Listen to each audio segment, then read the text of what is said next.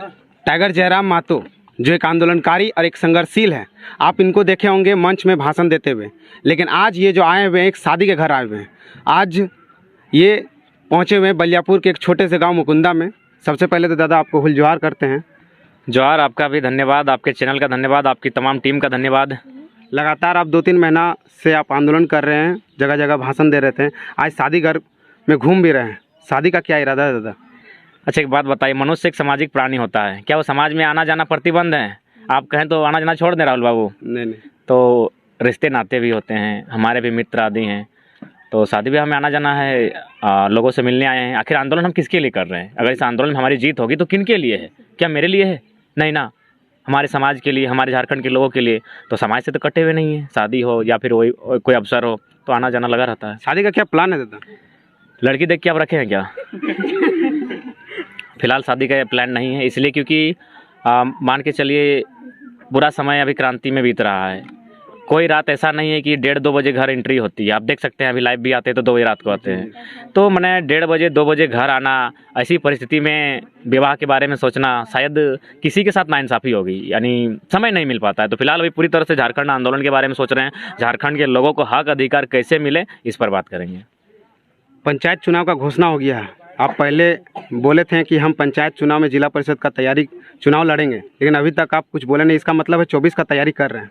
देखिए, पत्रकार लोग तो खैर उनका रहता है कि वे लोग घुमा फिरा के बहुत पूछते हैं। आप भी अब बहुत घुमाने फिराने लगे हैं। 24 का तैयारी हम बिल्कुल नहीं, हम तैयारी कर रहे हैं सरकार को बैकफुट में लाकर। झारखंड के हित में कानून कैसे बने, झारखंड के पढ़ने वाले स्टूडेंट के हित में नियोजन नीति बने, यहाँ के जो मूल लोग हैं उनके हित में स्थानीय नीति बने, उद्योग नीति बने और ये इनको लाभ मिले। हम इस पर चर्चा कर रहे हैं, हम इस पर मेरा ध्यान है, ना कि किसी चुनाव पर। आज झारखंड के सभी विधायक मंत्री सभी के ऊपर सीबीआई जांच हो रहा है, सभी के ऊपर ईडी जांच हो रहा है। देखिए, इसमें सीधा सा हम स्पष्ट कहते हैं कि यही कारण है कि राज्य को नई आधारशिला दीजिए, राज्य में राज्य के लोगों को अधिकारी बनाइए, इन्हें प्रमोशन कीजिए, इन्हें दायित्व दीजिए। ये सिर्फ और सिर्फ कारण यही है कि हम बाहर राज्य के IAS IPS मंत्रियों के साथ सटके रहते हैं और सारी इनकी जानकारियाँ उनके पास रहती है और समय पर वो अपना रूप दिखा ही देते हैं। तो इसलिए राज्य का भला और यहाँ के लोगों का भी भला तभी होगा जब यहाँ के स्टूडेंट, यहाँ के रैयत, यहाँ के मूल निवासी, उनके हक अधिकार को सुरक्षित किया जाएगा। दूसरी बात, ये भी दोषी हैं मंत्री हमारे, वे भी दोषी हैं। जब आप में बुद्धिजीवी आप हैं नहीं, आपको जानकारी है नहीं, तो काहे फंसने का काम करते हैं?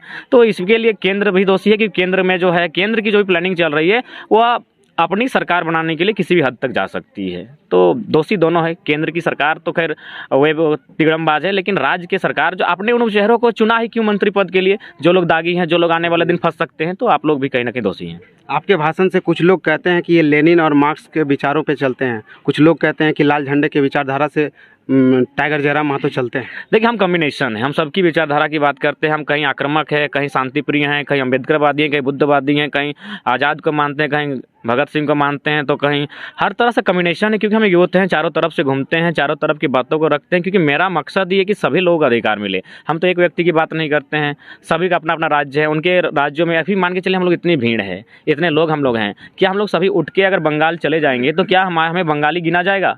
क्या हमें बंगाल में अधिकार मिलेगा? नहीं मिलेगा। तो फिर मेरे राज्य में सबको अधिकार क्यों? तो ऐसा नहीं है। और अगर मार्क्स की बात करें तो मार्क्स के विचार तो गलत भी नहीं है। वो एक ऐसे समाज की कल्पना करते हैं जहाँ कोई ज़्यादा अमीर ना हो, जहाँ कोई ज़्यादा गरीब ना हो, एक बीच में जो बड़ा गैप है उसको खत्म करने की बात करते हैं। तो क्या इसमें गलत तो नहीं है? जी।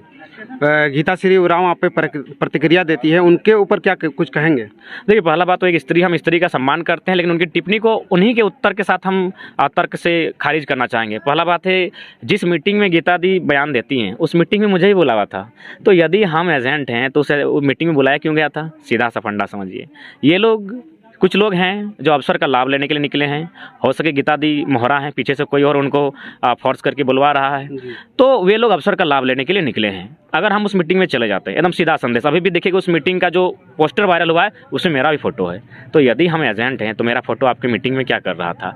हम जब नहीं गए, हमको 4 को फोन आया कि आप मीटिंग में आ रहे कि नहीं। झारखंड समन्वय समिति, जिसका अभी अध्यक्ष सचिव और संरक्षक बने, गीता दी संरक्षक बनी, वहाँ हमको ही बुलावा था। यदि हम उस मीटिंग में चले जाते हैं तो हम नूनू बाबू सोना मोती हीरा हमको लोग कहते हैं, लेकिन हम नहीं गए तो गुड बॉय से बैड बॉय बन गए। तो यही है कि सब लोग चाहते हैं कि हम उनके साथ हो लें, जिनके साथ हम हो लेंगे वे हमें अच्छा मानेंगे, जिनके साथ नहीं होंगे वे कमेंट करेंगे। उनको एकदम सीधा सा संदेश है। उसके बाद तमाड़ में गीता दी हमारे मंच पर हैं, तब तो आपने इस तरह की बातें नहीं कही। आप मना कर दे कि भाई हम तो जयराम के साथ नहीं जाएंगे। और मांझी में गीता दी हमारे साथ मंच में है, बगोदर के प्रोग्राम में हम लोग साथ हैं, तब उनको कोई तकलीफ नहीं हुआ। तो इसीलिए ये गीता दी की या फोर्स है या फिर निजी मामला है, लेकिन जो भी है ये बेतुका है, इसमें कोई आधार नहीं है और ये सिर्फ और सिर्फ एक दिग्भ्रमित करने का प्रयास है। क्योंकि ये आंदोलन स्टूडेंट का है, जनता जागरूक हो रही है और कहीं ना कहीं तमाम जो पॉलिटिकल पर्सन, पॉलिटिकल चेहरे रहे हैं जिन्होंने अब तक झारखंड में रूल किया है, उनके पांव खिसकने का कार्य हुआ है। और दूसरी बात, गीता, ये जो मामला आया सामने, ये मामला उस समय आया जब मेरा एक साथी जो मेरे साथ रहता है उसका फोटो वायरल किया गया कि ये ढुल्लू और जब भी हमने बाबूलाल मरांडी के साथ है, जो कि अगर आपका लाइट है तो हम थोड़ा प्रेजेंट करना चाहेंगे, कुछ फोटो देख ही लीजिए। जिसका फोटो वायरल हुआ है उसका जगन्नाथ महतो के साथ फोटो है, तो आप क्या कहेंगे वो जेएमएम का है? एक यूथ होता है, आपके गांव में अगर बहुत सारे बच्चे आए हैं तो फोटो खिंचाने की ख्वाहिश सबकी होती है कि कोई अगर लीडर आया, अभी रुक जाइए, अभी बहुत सारी चीज़ दिखा रहे हैं। ये फोटो वायरल हुआ था ढुल्लू महतो के साथ, वही लड़का है, सेम लड़का जगन्नाथ महतो के साथ है, वही लड़का ढुल्लू महतो के साथ है।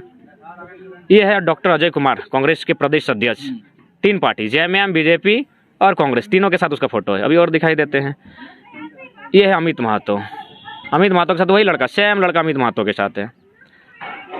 अब और एक पिक्चर है वो बाबूलाल मरांडी के साथ है, जब वो जेबी में था, वो पिक्चर शायद मेरे पास नहीं है। तो इसका मतलब सीधा है वो एक यूथ है, इसका मतलब सीधा है वो लड़का यूथ है। सबकी ख्वाहिश होती है कि गांव में अगर कोई लीडर आए तो उसके साथ एक फोटो ले लें। सबका कहीं ना कहीं, किसी का गाड़ी फंस गया तो नेताजी की याद आती है, किसी को सड़क नली नाला की बात है तो नेताजी की याद आती है। तो बस नेताजी हैं तो काम किसका करेंगे, तो इसलिए सबके साथ उसका संबंध है। सब फोटो को वायरल कीजिए ना भाई, अगर आप उसको आधार मान रहे हैं।